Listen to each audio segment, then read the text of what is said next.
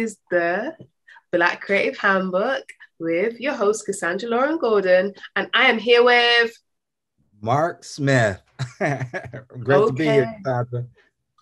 Mark V. Smith. Okay, tell us a little bit about yourself. Well, I reside right now in Maryland. I'm in between Baltimore, Maryland, and Washington, D.C., a little town called Laurel.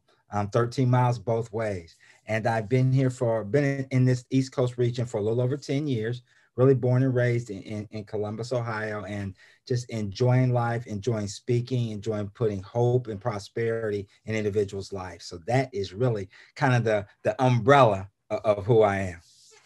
Understand. And I'm based in London, so I'm trying to contextualize where you are. So sorry to use my own references of America, even though I have lived and worked there.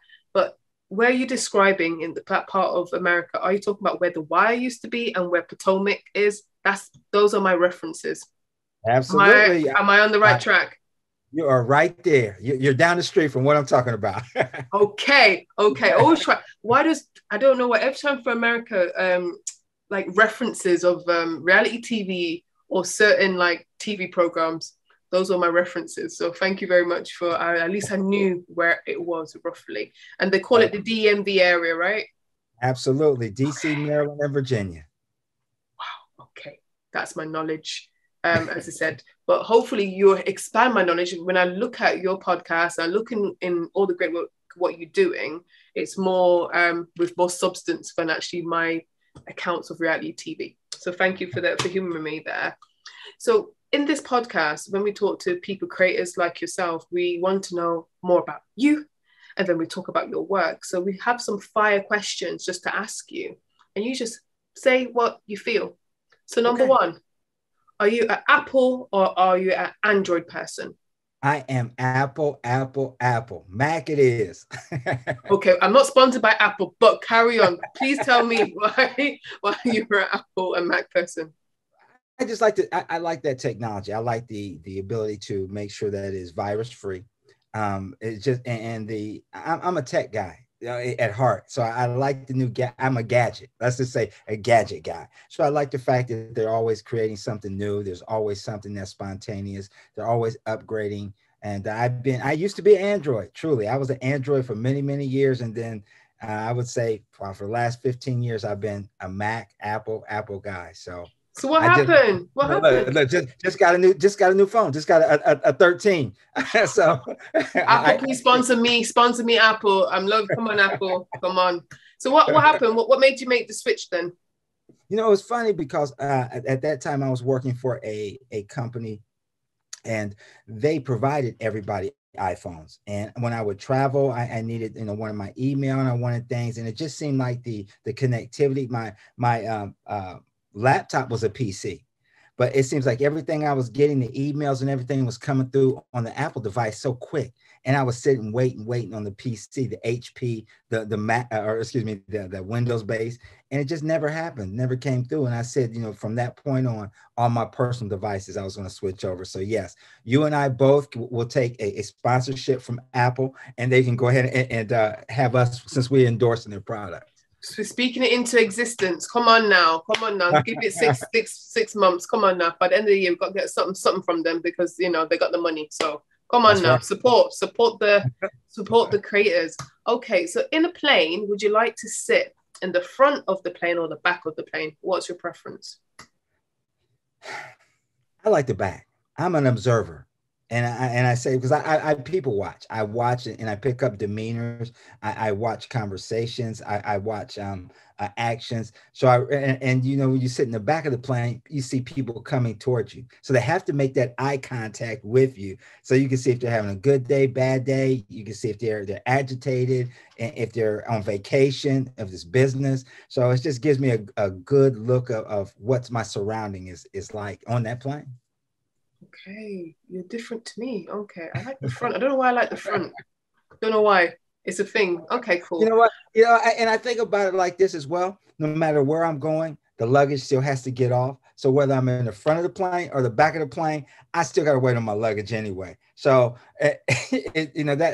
that's a whole nother story within That's itself. no, that's interesting because I don't know why people always want to rush. Like I gotta go. Like I still have to wait. Yeah. Okay, Exactly. cool. I like that. Maybe I'll try the back of the plane, but I don't like paying extra for airplane tickets. So they just put me wherever they want. I'm not paying extra. Okay. So my next question, are you an early worm or are you a night owl? I'm an early worm. I am. I'm up at 4:30 every single morning. I'm in the bed by 9:30, 10 o'clock. I spend that time in the morning really getting a chance to get myself together. I spend that time working out. I spend it reading. I spend it just getting Mark in that right framework to make a major impact in the day. And that's exhausting day. My day's a full day. So at 9 o'clock, I'm tired. I'm exhausted because I put in a full day to do what I like to say is help change lives. Very purposeful, very intentional. And my last fire question is Matrix or the Terminator? Mm, the Terminator. The Terminator. Why? Man, I just you see intent, you see purpose, you see drive, you see action, you see power, you see resolve. You just nothing stops. Nothing stops. I'm gonna get it. I'm gonna get it. I'm pushing. I'm driving. I'm pushing. Terminator for sure. Understood. Okay. I mean, you have to talk later about that. Okay. I thought I was going to say Matrix, but that's my personal. Well, let's not talk about the trilogies and the not what you call it, the sequels and stuff like that. But I was talking about the original ones. But okay, cool. So you did talk about in your intro about yourself creating, value and purpose for people and try to be motivating. So I know looking at your content, you talk about process or the process, right? Mm-hmm. Could you give us a bit about that? To like, how did you start that? What the blueprint? How does it help people? And what do you do with that? Cassandra, we all have stuff, and we all have gone through stuff inside of our lives. And a lot of times we look at what we're going through and we feel as that nobody else can experience it. And which is, the reality of it is at that particular moment, we really don't care if anybody else has experienced it or they not, because we're into ourselves. And what I realized and what happened to me is that I knew that through the course of my life, there was something that kept me going. There was something that kept picking me up from every time that I fell. But those I feel they're learning moments, and I didn't embrace them as being a learning moment. So I realized that I needed to put something together in a creative way, a way that people can really respond to it. Because I'm the type of person that, from prior work to even current work, although I do speak, I will go listen to other speakers. And a lot of times in my earlier days, I didn't say older, I said earlier. I said we don't get older, we get wiser, right? So I say that I would go listen to them, and I couldn't remember half the stuff that they were talking about. There were only bits and pieces of things that I took from it. So I said, if I'm going to deliver a message, I want to deliver a message in a way that people can always resonate with it. So I just said, I'm going to use acronyms. And the purpose of using acronyms is because it will be relatable to almost any situation that you go through in life. So I sat down and started writing. I started thinking about what is the best way to get this out there again for people to have a blueprint. So I said, we all have something called a process in life. We all go through tough times. We all go through adversity. We all have trials and tribulations, but there needs to be something that somebody can say, okay, here's a man that has written something that says, I'm going to be okay.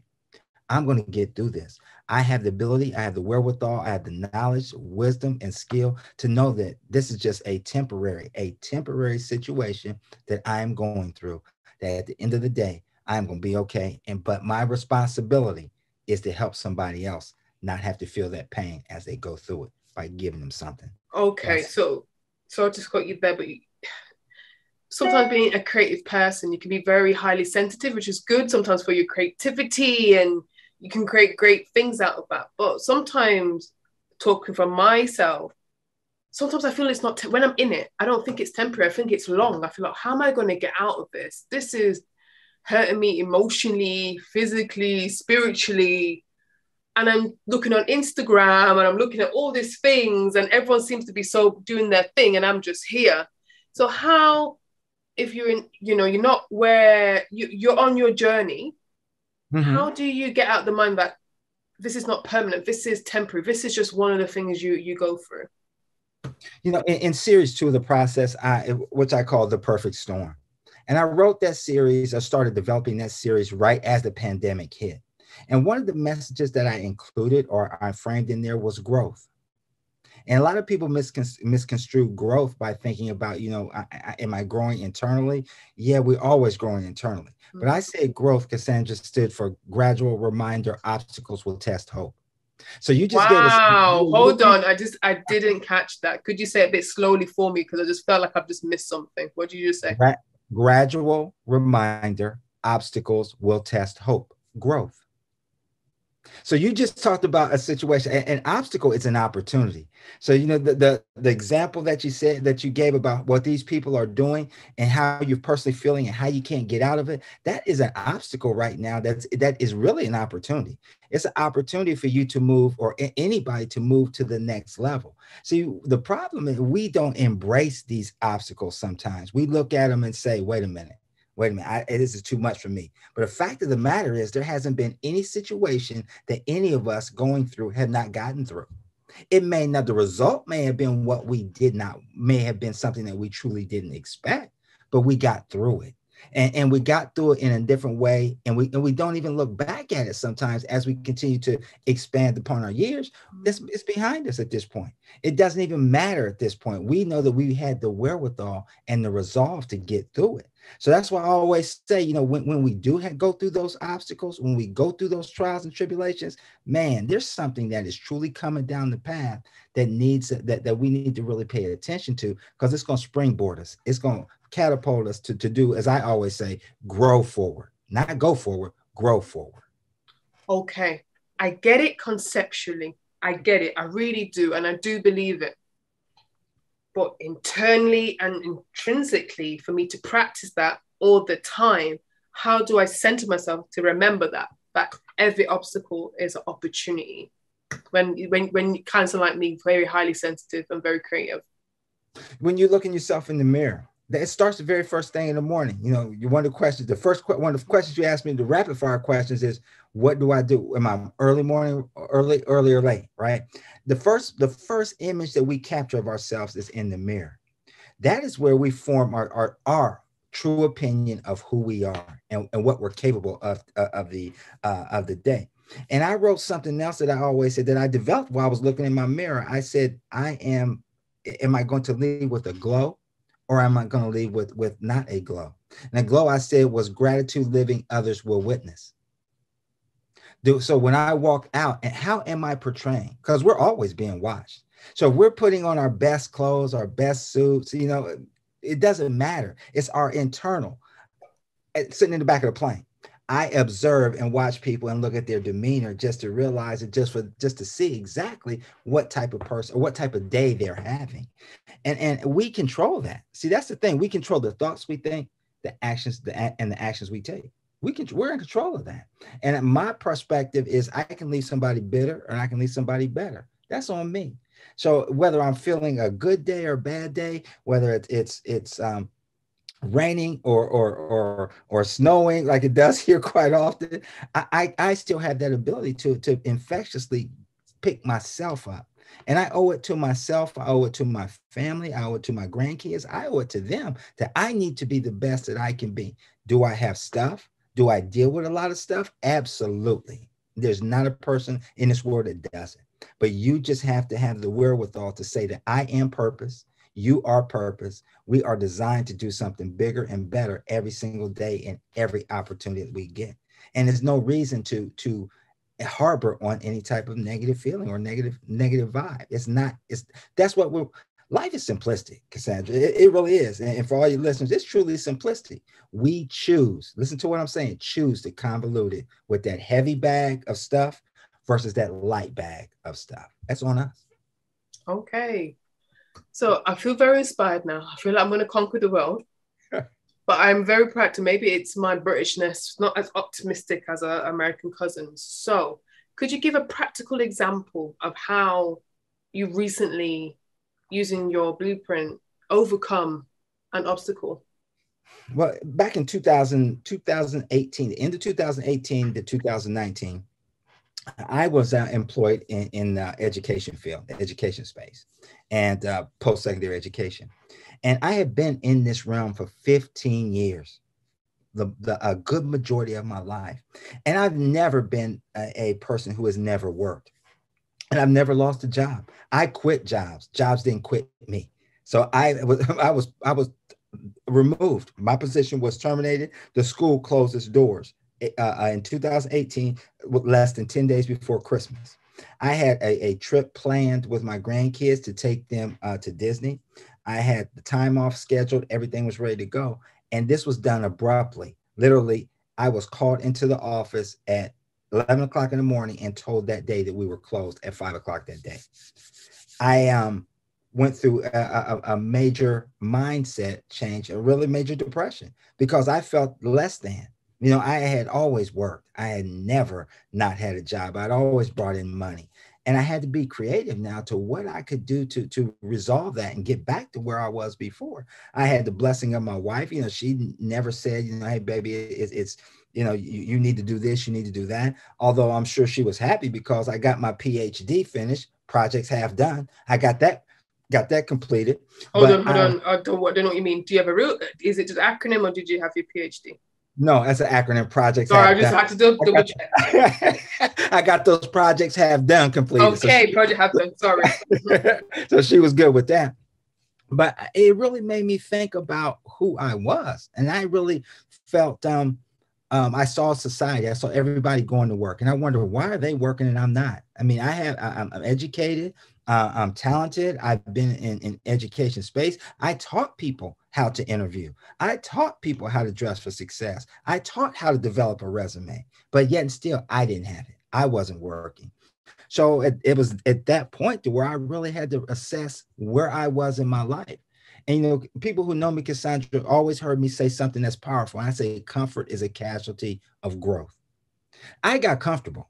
I truly got comfortable in those 15 years of doing the same things, teaching the same information, talking to the same individuals about the same things. And it was time for that proverbial apple cart to be upset. It was time in my life for that to happen, for me to step out and create what I've created now, the process, and move forward and start to write, jot down my goals. I hadn't done that before. I need to go back to basics.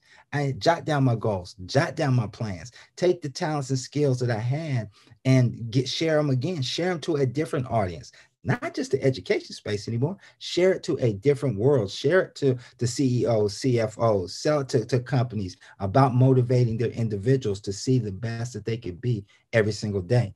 So that would have been the catalyst that actually put me on that path to revisit a lot of things that where I was before to where I am now. And, you know, I'm writing a series right now that you kind of talked a little bit about before.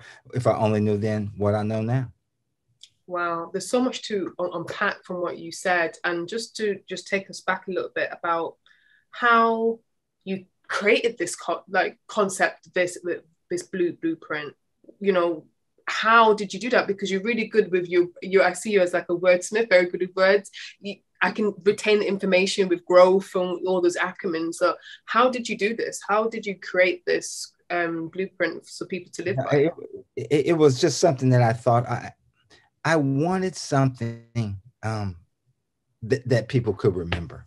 I wanted something that was so inspirational and powerful that you couldn't forget. You know, and you know, as a trainer, which I still am and now as well. I was always taught you teach it quick to make it stick. So if I teaching it quick to make it stick, the only way that I could teach it quick would be to utilize an acronym, something that you can always draw reference to, and it fits your life no matter who you are, no matter what nationality, no matter what culture. It still fits to your everyday life. So that was I had to say dare to, you know, I use the adage dare to be different. So I had to think about something that was truly different to really make a difference in everybody's life. I had a conversation, funny you talked about, I had a conversation last night while I was watching a basketball game with a good friend of mine. And he said, you know, Mark, had you ever really thought where you would have been a result of you losing your job? And I answered honestly, no, I didn't. You know, because honestly, you know, Dale is my friend. I said, honestly, Dale, I probably would still be doing the same thing right now if I wouldn't do it. And he said, well, what made you change? And I thought about that again. I said, Dale, it's the same thing that I believe now that I didn't believe then, that most people don't change until the pain of staying the same is greater than the change. See, I had to be pushed. I had to be pushed into a retrospect to make that change. And I would ask all your listeners and everybody who can apply it, don't be afraid to make a change in your life. Never let the pain of staying the same be greater than making a change, because that's when we stop growing, and we're all designed to grow. Remember, life is simplistic. We just convolute it with stuff in that heavy bag when we should be hold using on. Why do you say life is simplistic? Because sometimes I think life is so hard. It's not, you know what, because we have all the things that we need. We have if we have our own faculties, right? Which a lot of us, most of us do to a certain degree. We are impressionable. We want to be on social media. We want to keep up with the Joneses. We want what somebody else has had, with jealousy, greed, envy. These are things that aren't innate. These are things that we shouldn't be. We are designed to be happy within who we are.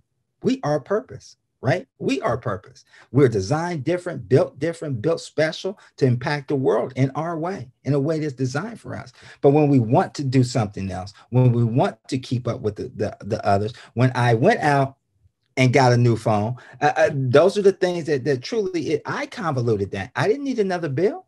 I didn't. I chose to make that. I chose to do that. I chose to do some of the things that I've done before. And I, like everybody else, I'm a work in progress. I got things that need to be taken care of to make sure that I keep life as simplistic as possible. Do we convolute it? As I said before, of course we do. And we have to get to a point to where we are happy and content with what we have, who we are, and who we're designed to be. Understood. Do you have any creative blocks? And if you do, what's the process to? Wow. When I start writing for my episodes or for my shows, I can't do it. My wife is amazed at how she thinks that I can potentially do it all in one day, and I can't. I get to a point of writing and then I need to stop, because I need to fresh. I need to be refreshed. I need to step away from a while. And one of the things that I will do again when I have those blocks is I will get up, go outside, stand outside, whether it's raining, snowing, or whatever, and just take a look at outside. Take a look and breathe for a few minutes. Get on the phone, call my mom, get on the phone and call a good friend, and just have a conversation to pull away from it totally and then come back from it. So creative all the time. The last episode I talked about, one of the episodes I talked about going to the mall. I just sat in the mall, went and sat in Barnes and Noble and read a book, because I wanted to help prepare myself mentally to write again. And so, yeah, the blocks are always ever occurring. And, it's just finding those outlets to minimize, I don't say minimize it, to cope with and deal with. I really identify from what you just said, because recently, I don't know if you know, but I'm a jewelry designer, and I'm trying to design a very, very small collaboration with a company. And my designs weren't coming out the way I wanted. I have it in my head, but on paper, and what I wanted to communicate wasn't happening. I was stressing myself out. I've got to do this, the deadline. I just had to tell the collaborator, like, give me an extra week, because I don't want to do something which I don't want to do. And from what you said, it's like, when I used to write poetry, it's like, I don't write it all in one sitting. It is a process. It takes time.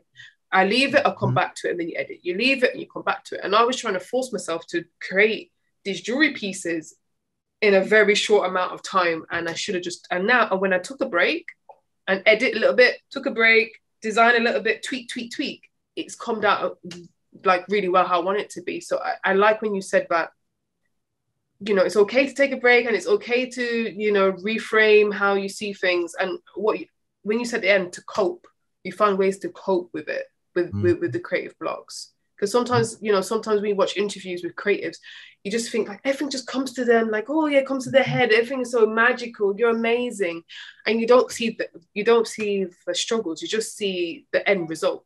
You don't see the process. So yeah, thank you for really being honest and sharing your creative block and how you overcome that. Really, very appreciate it. I release a new message or a new episode every other week.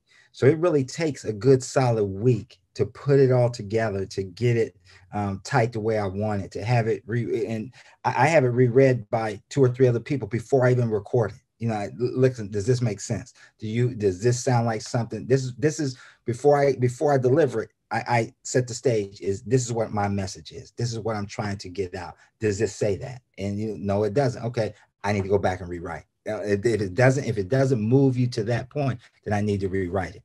So yeah, it literally takes about a week.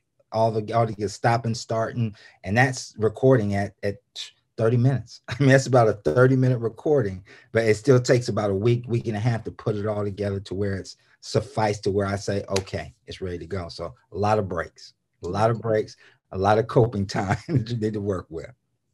Thank you for being honest. So looking at the acronyms of the process and your blueprint, what do you think for creatives is very important? Which is the most important step or part that we should really concentrate on for creative people?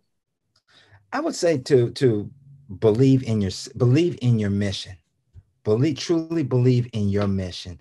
I always say, Cassandra, many people can see, but not a lot of people have vision. So there's 2 different things between seeing and vision. And for anybody that's creative, you talked about with your jewelry, you have a vision of what you want that to be and who it affects and their taste and how they will really react to when you're seeing it and when you get it. And that's the same thing with anybody. I feel as creative, you truly want to visualize that effect of what it's going to have on individuals once they receive it, whether it's goods and services, whether it's spoken word, whether it's anything that is received by anybody. So I would just say really truly have the vision, forethought of exactly where you're going with it, what you truly want, how you want it to impact people. Will it impact everybody differently? Of course, that's life. I mean, that's a reality. But you still have the vision, and you know that you've given your all, and you've given the best possible product that you can give. And you can always, I always say I can always be better. I ask myself all the time, can I be better? Absolutely, I can be better. I'm going to be better. I'm going to strive to be better every single day. I'm not the same person. You're not the same person you were yesterday. And you're not going to be the same person tomorrow that you are today. So it's about having that vision from seeing to know that you're doing the things that are going to impact people. No, I really do appreciate that. That self-belief is very important. How do you deal with maybe the word social capital, like people around you? How do you embrace people around you to make sure that you are going through your process and going to the vision? How do you curate that?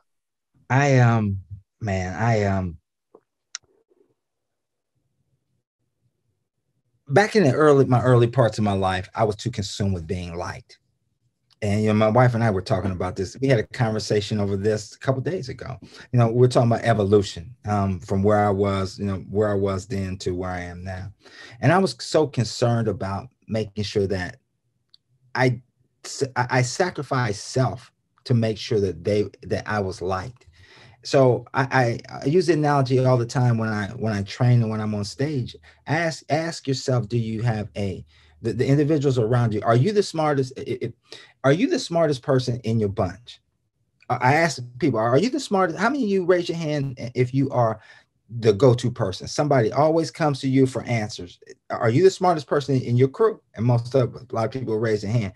And I would say, well, you need to change your circle because you're pouring too much into them and you're getting back.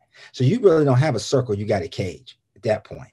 You don't have a circle. So I had to go back and cut a lot of people out. I had to cut a lot of folks out that weren't on my team. And still today, there's people who I've grown up with that, haters gonna hate. and lovers gonna love. So you have to separate what is really true to you and what your goal is and what your mission is. So I've had to eliminate a lot of people, and some of them I really didn't think I would, but I'm thank God that I have had that foresight to see who was really there for me in my growth process versus who is not there for me, because it wasted a lot of my years, my early years, too busy wanting to please versus too busy to want to be happy myself. So managing it is tough. It has been tough. It is tough. One thing that we were watching TV, and we rarely watch TV in our house.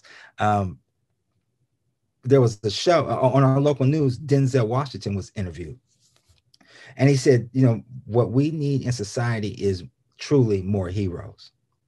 And he said, it's not about Instagram likes. It's not about Facebook likes. It's not about subscribers. It's not about any of that. It's about who are the true pioneers, the true heroes that are affecting your community. Those are the ones that are unsung. And another a speaker once gave me a speech, or gave a speech, and I followed up, and I couldn't nail it like he nailed it. He talked about the same thing. He said, Martin Luther King didn't have Facebook. Malcolm X didn't have Instagram. Harriet Tubman didn't have LinkedIn, but they all changed the course of society, changed the course of the world. So we have to get back to some of those things, to where the words that we say, the actions we take, the thoughts we have to make sure that those are creating legacies throughout the world. So to answer your question, it was tough deleting some of those folks, but it was the best thing that could happen to my life. Thank you for doing that. Yeah, I have to reevaluate who I speak to. And also, I think in the pandemic, I wasn't, obviously in England, we had to lock down a lot. So I just tried to create my people online, try to talk to people like you, people online, people are like-minded. And it's easier that way. And I'm very selective now. I know my sister had a go at me. She's like, Cassandra, you don't call people anymore. I'm like, it's not like I don't want to. I'm just like, what am I going to say? Is it going to be a draining of my energy? Mm-hmm. Are they going to help me with my ideas? Are they just going to be like, oh, I don't understand why you're doing this, just have a job for 40,000 quid and just have your 2 holidays and just be quiet. It's hard, and it's people who you love and people you grow up with, but I think you just have to grow. So I appreciate it's not easy. People just say you can just cut people off, and I'm not like that. So I appreciate your honesty. You was talking about public speaking, because you do speaking, you talk about your message.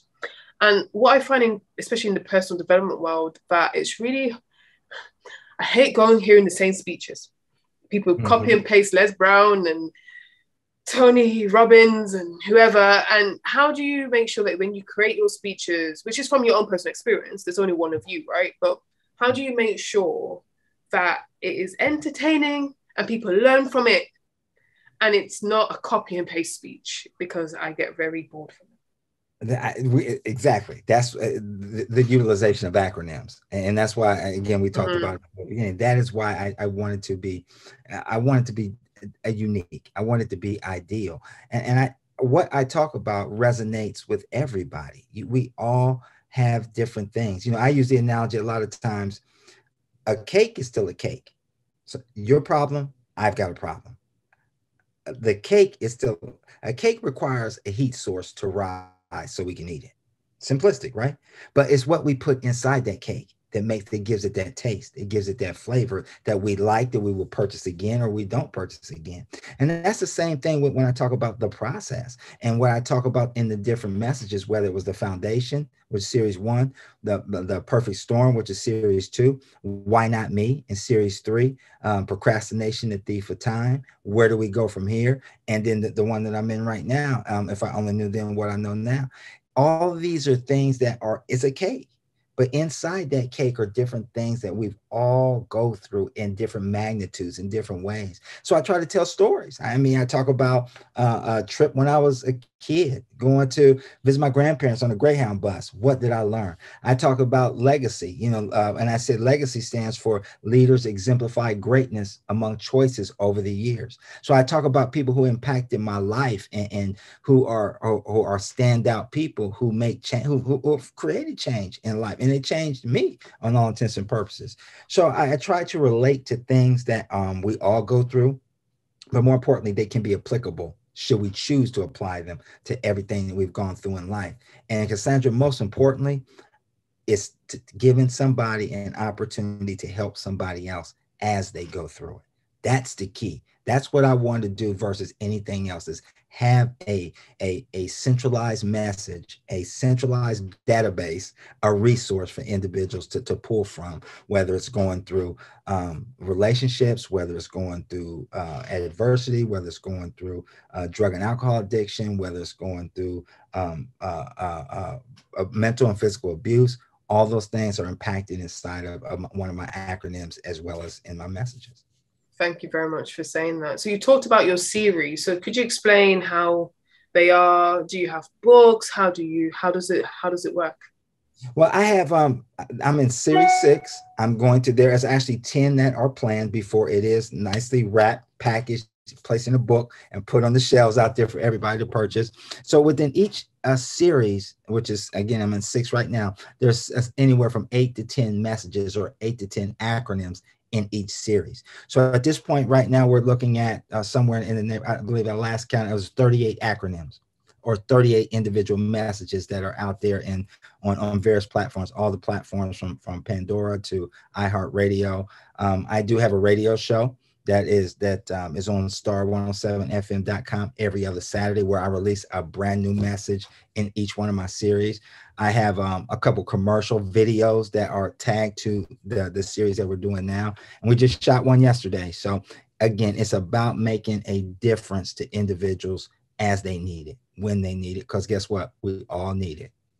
Absolutely, absolutely. No, I'm just feeling the optimism and the positive vibes, and what I like about what your work is, it's very practical. It's not like, oh yeah, you just got to just do this and hope, and it's a very pragmatic way, step by step, of how you can refer to something if you're feeling not so great, or how do I get out of here? Because sometimes when you're in an emotional state, you don't always think as clearly. So you have like a good rationale about how to get out of things in a very practical manner. So I really appreciate that, because sometimes when you listen to speakers, they make you feel good, but when you leave, what happens? It's all right. It's nice for them.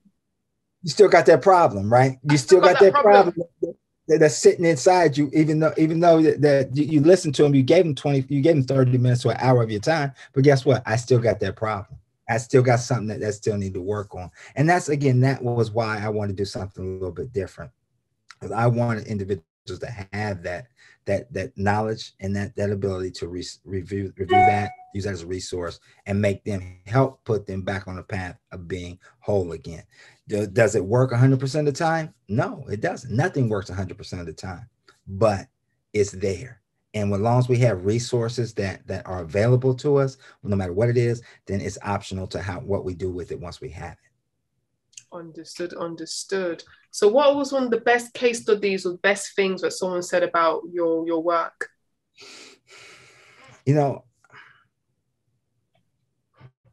I always said that I want to change. One of my goals was I wanted to, when I first started this, my goal was to just release some information on YouTube. That was my first initial goal. Let's get out there on YouTube, and without truly having that, and I said earlier, I could see at that point right then, but I didn't have that vision yet. So once I got it out there, I was like, okay, I might be on to something, because I have something that's very powerful and people like what I'm saying. And then I realized that what I truly want to do is I want to effectively change 100,000 lives. And I knew that when I first mentioned that to even my wife, she said, yeah, okay, babe, good luck with that one. And I thought about it. I said, well, wait a minute. probably to this date, if I added it up, I probably changed over 10,000 lives. I've coached high school football for 15 years. I worked in post-secondary education. So as an enrollment counselor, enrollment manager, as well as a regional trainer. So I affected lives for individuals who were going to school for post-secondary education. I'm a trainer now here in the Baltimore area for a nonprofit organization. So I work with men and women who are reentry, just most of them just getting out of prison. I've spoke at graduations. I've worked and did for nonprofits and spoken venues in DC, Florida, California, all types of places. So I have effectively changed a lot of lives. So the biggest thing that came to me, or the most powerful thing that came to me, was when a young man, 17 years old, came up to me about 2 years ago, a year and a half ago, I'm sorry.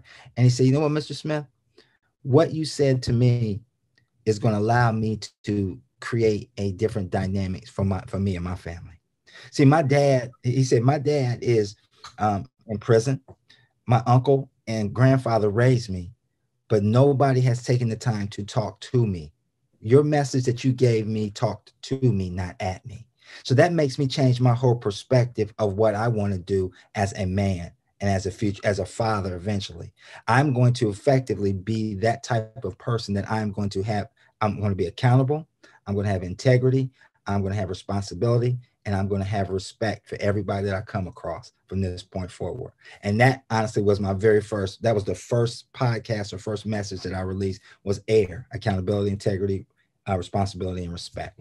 That was probably my biggest compliment, to see that young mind come to me and say that. It was powerful. It brought tears to my eyes, because again, I know I'm doing the right thing. Confirmation I'm doing the right thing. That is so sweet to hear and so powerful to hear, because if you just don't know when you put yourself out there. You don't know who will hear this and how you can help. You can save a life, like literally save a life. So it's just really good to hear how powerful and the impact you have on people and how they can improve their lives. Because sometimes, I don't know, like, it's sometimes your family can't, as you said, it's probably not on the same wavelength. Your partner's on the same wavelength. You have to seek others, and I'm glad that you was there for that person in their time of need. That's really cool. So how can we find you? I know where to find you. We're going to put things in the show notes, but how can other people find you and keep up to date to what you are doing? Absolutely. You can visit any one of my podcasts. They're under Mark Smith, The Process, and that's on iHeartRadio. It's on Spotify. It's on Anchor, Google Podcasts, Apple Podcasts, all the major carriers as well. You can tune into star107fm.com every other Saturday morning at 10 o'clock Eastern Standard Time, and you can hear a brand new message that I deliver. You can also go to my website, theprocessmarksmith.com. And you can stay up to date with any current information, as well as, all my social media. If you go to my website, at the very top, there's an icon that drive you right to Facebook, Instagram, YouTube, all those avenues that you can connect with me. Connect with me. Send me an email. I love the dialogue with you. Love to have a conversation with you. And a lot of times you send me an email, send me feedback. My wife and I are very, very good about sending out thank yous, T-shirts, the hats, cups, those types, just those. Yeah, those can you have merch? I saw that you have merch. Explain the merch. we got cups. I got T-shirts. I have hats. I have all those things as well. And again, for all that, I am slacking with merch. Actually, let's for this podcast. When I saw that, I was like, oh man, I need to be on point. Right? No, and it's just, again, it's all about making sure that we're giving back, and that's what I'm truly called to do, to help, to be that resource, to be that bank vault, that doesn't require a pin to get in, that bank vault that doesn't require 24-hour notice to get in. Leave me a message. I promise I will get back to you. I want to help, and whatever I can do to help you change your life and help you be better tomorrow than you are today, that's what I am called to do. And that's why I always say, I always close with, your why is greater than your situation, which is part of your process. That is what it's about. Absolutely. Well, we leave it there then. That is so powerful. I don't want to top that. Okay, so we know where to find you, Mark Smith, The Process. And we're going to put everything in the show notes. Thank you so much for being on board. I feel like I need to fix my life, but it's okay because I have a process to go through it step by step, what to do in a very practical way, which I can refer on, the good and the bad. And thank you so much. This is the Black Creative Handbook with your host, Cassandra Lauren Gordon, and with Mark Smith. Thank you. Speak soon.